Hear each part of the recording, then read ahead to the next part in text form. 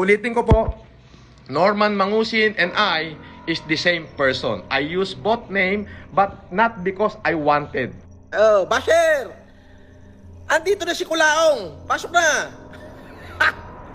Oh, Basher, pasok na. Andito na si Norman Mangusin.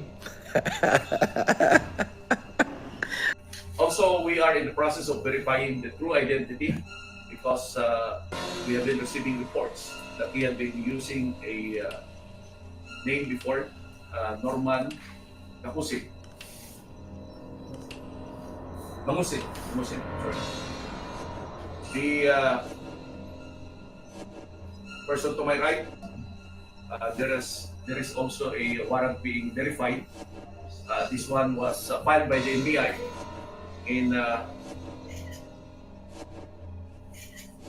2006. The warrant issued for violation of the Anti-Human Trafficking in Persons Act. This is for qualified trafficking, so this is an unavailable warrant for its involvement in the recruitment of children. Lately po kasi, bumabalik-balik siya sa kanyang hearing sa Maynila. Actually, as of now po, out on bail po siya sa kaso niya na human trafficking. Oh, nabasa ko nga yun. Yes. Kayo po ay kilala, no, na sumulat ng isang libro tungkol din sa Opo. human trafficking. Opo. Mabigat po ba na kaso yan? Ay, oo, grabe. Grabe yun. Tsaka kung syndicated yun, walang piyansa yun. Okay. Ang nabasa ko dun, hindi lang isang babae eh.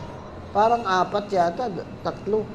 Tsaka, nag-promise daw siya ng trabaho, tapos ang complaint ng mga babae ay pinrostitute sila. Oh my They were God. prostituted women. Out on bail siya, ibig sabihin na nasusgado na. Okay, yes. In So, fact. akusado na siya. Ayun nga po. So, sinasabi niya po, attorney, no, na hindi daw siya kriminal. Kasi out on bail siya. Ano po ba yun? Hindi pa siya convicted. Okay, so hindi siya, hindi siya convicted, pero akusado siya. Oo, accused siya. Accused. People of the Philippines versus yung pangalan niya. May record na siya. Pag pumunta siya sa NBI, magkuha siya ng NBI clearance, nakalagay doon na may kaso siya. Kaya, May tanong. Kay Consta. Last na tanong. Sige, Consta tanong. Kuya, di ba para maliwanagan na both parties, yung mga naniniwala at saka sa mga bashers, bakit hindi na lang siya kumuha ng NBI para matapos na? Sa identity pala niya, magpakatotoo na Hindi, siya. irrelevant questions yun. Irrelevant. Wala tayong pakialam doon. Personal niya yun. Okay? Sige. Personal niya. Kaibigan mo siya. Tanong ko yan, Kaibigan Kuya mo Dong. siya. Ayan, Wala ano yan? unang-una, wala naman siyang pagkagamitan ng NBI clearance. Consta, Okay. Kuya kaya nga po hindi din siya makakalabas ng bansa. Ano po, di ba? Tama It's pagka possible. ganyan. Yeah, oo. Lalo Siyempre, na kung kasi out- paglabas ka ng bansa, akusado ka, kailangan mag-motion ka sa husgado na bigyan kang permisong lumabas. Eh kung trafficking, baka hindi talaga siya bibigyan. Hindi po. Opo. Human trafficking pala kaso, sabi ni Atty. Guanzon. Ay, kaso yun, qualified. Alam nyo ba, prosecutor ko, sobrang titindi. Ayan. As in, wala akong masabi. Magagaling, matitindi yung nagpo-prosecute sa akin.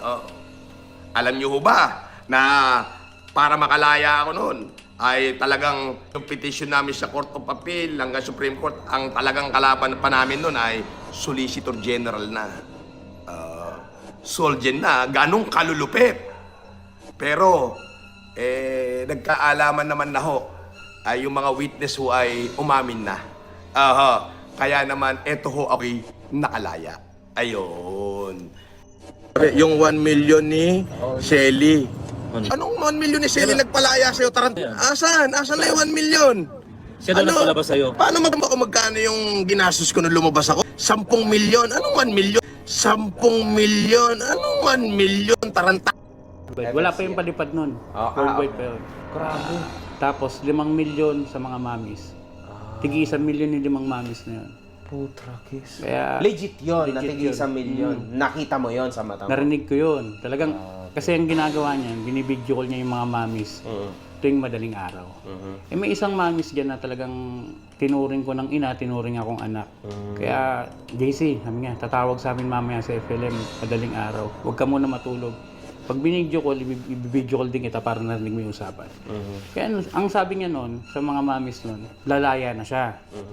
Kailangan niya ng 5 milyon para pambil niya.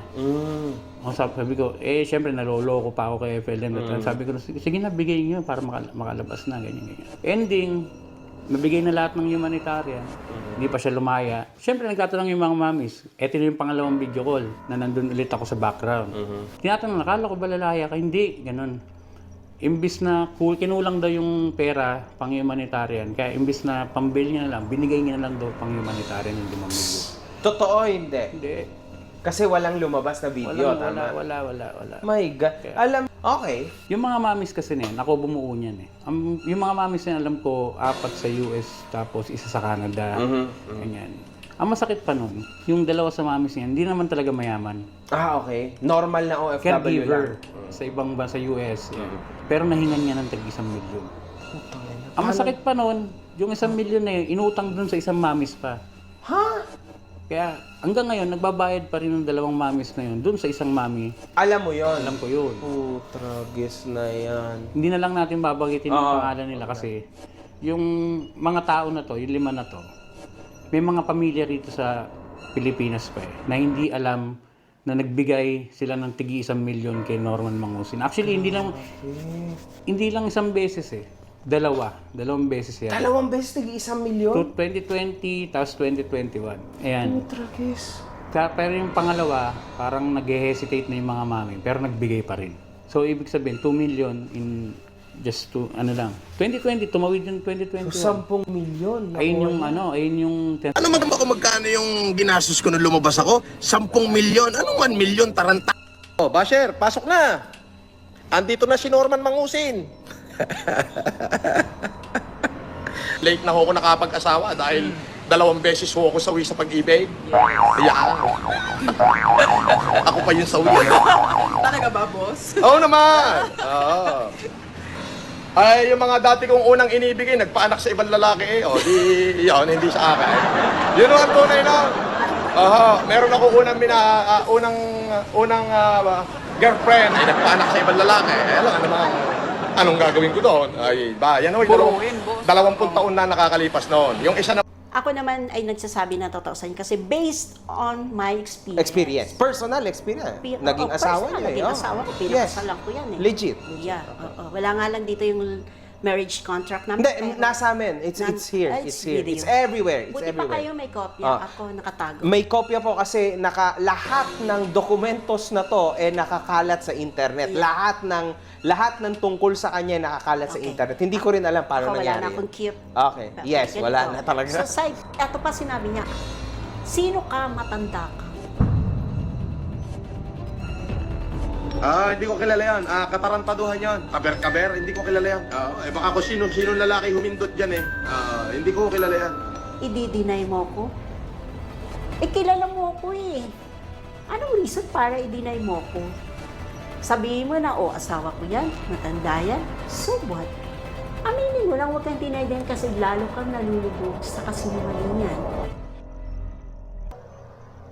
Tatapusin ko na po lahat ng issue na yan. Yan. Si Norman Mangusin at si Francis Marcos, ako po yun. It's the same person. Si Norman Mangusin at si Francis Marcos, ako po yun. It's the same person.